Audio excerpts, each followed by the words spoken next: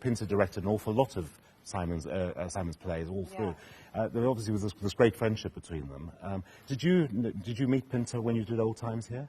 Oh yes, yes. He was very sort of open and generous and chatted always to. I think he always does actually to all his cast, that people who are doing his plays and everything.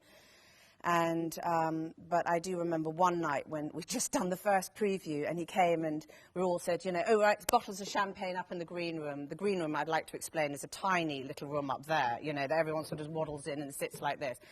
And we all sort of sat in, we thought, okay, champagne, it's going to be good news, it's going to be great news, fantastic, good. So everyone sort of sits down, and all there was this fan going, and I just rushed up straight away, and so I had, I was sitting there and I'd painted my toenails for the play, and Antonio was just looking at my Antonio Fraser, his wife, was just looking at my toenails, and then he just went, I couldn't hear a fucking word. And there was just a long pause. And then he said, and by the way, I said that you should beware stockings. I specifically said that, I can't remember the character's name, should beware stockings. I should hear the stockings as you walk across the stage.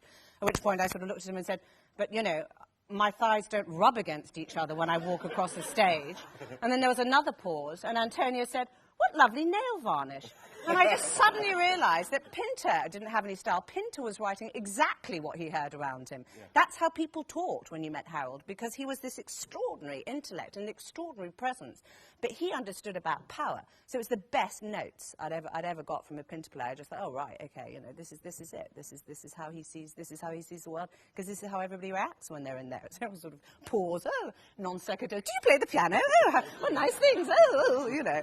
Slightly nervous, you know. I wonder if Simon actually came to that production, because they were such good friends. I mean, he might well have done. Yeah, I don't know. I met Simon Gray, actually, the last play I did at the Almeida. I met him in the bar afterwards, after the press night, and he was a very courteous, gentle, softly spoken, modest man who spoke to me for about 3 or 4 minutes about the play.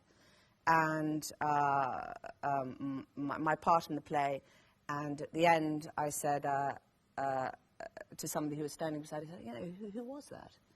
And they said, oh, that's Simon Gray, and the writer.